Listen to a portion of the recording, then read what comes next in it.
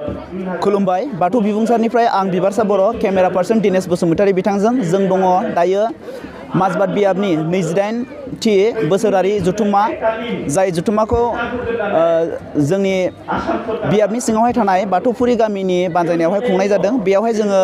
दायो दङ जोंनि साखाथियावहाय जोंनिनो दिनैनि गेवलां मेलनि गाहाय आलासि बिथां मुस्रिमा सांग्रिला बर' बिथाङा बुंथिगिरि मिरु माइनाव आफादनि दा बिथांखौ जोंनि बे जथुम्मायावहाय फैनानै बिथांनि मोन्दांथि आरो आयदाजों लोब्बा लाखिनानै फंनैसो बाथौ बिबुंसार नायगिरि बिथांमोननिसिम बिबुंथि लाखिनो थाखाय गुरैयै खावलायबाय। खुलुमबाय बाथौ बिबुंसारनिसिम आंनि गोसो गोरबोनिफ्राय दा नैबे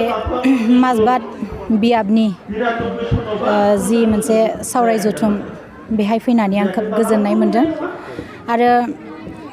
बेहाय फैनानै नुफैदों जे बे बियाबनि सिङाव थानाय जिखिनि रायजो राजा बिथांमोन गासैबो बेहाय लोब लोब फैनानै बयबो बाहागो लाफैदों। हयथ' नोंथांमोना साननैनि हाबाफारि लानायजों मैयाबो बेबायदि मोजां हाबाफारिया जाफुंसार लांगासिनो दङ आरो दिनै बेहाय फैनानै नुफैनाय बायदियै माने खोब मोनसे जाफुंसार मोनसे बिथिङाव थांगासिनो दं जोंनि धोरोमारि जि आफादफोर बेफोरो माने मावफुंना लानायनि थांखिफोरा माने जाफुंसारनायनि लामायाव थांगासिनो दं। दा आंनो मोनसे बेहाय गाहाय आलासि महरै मोनसे आयदा होनाय जादोंमोन। फेग्रा मुवाया जोंनि समाजारि मोनसे बाहायजानाय बियाद दा बेखौ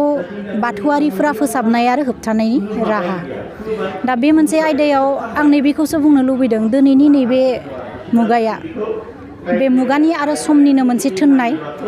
जाय बिथिंजों जोंनि लाइमोन सेंग्रा सिख्लाफ्रा सोबख'लांजागासिनो दं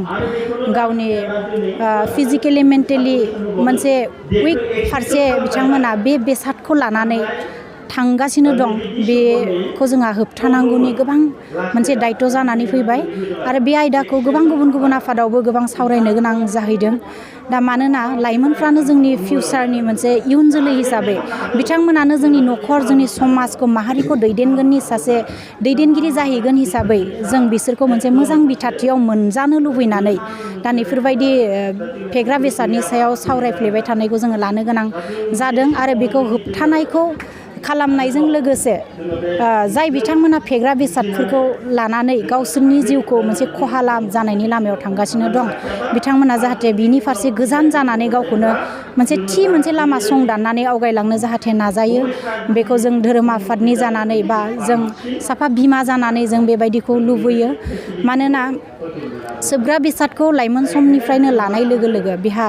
देहायारि जि सांग्रांथि जानांगौमोन मेलेमारि जि जौगानाय जानांगौमोन बेफोर गासैखौबो बे खोमानानै लायो आरो गावजों लोगोसे न'खर आरो समाजनि बियो मोनसे खहा लाबोयो।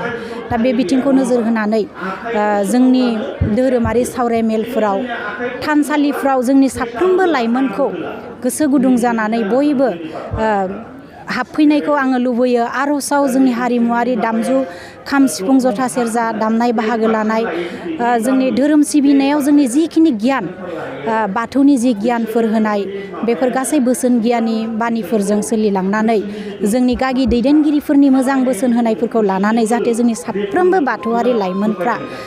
आवगायलांनो नाजायो आं बेखौ आंनि गोसो गोरबोनिफ्राय आङो खावलायदों। आं दा बारा गोबाव बुंलिया बेखिनिखौनो बुंनानै आङो फोजोबबाय।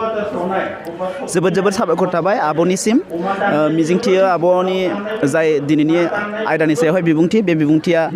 जोंनि रायजो राजाफोरनि गोसोआवहाय नांहैगोन आरो मोनसेबाबो समाजावहाय सोलायनाय लाबोगोन। खुलुमबाय।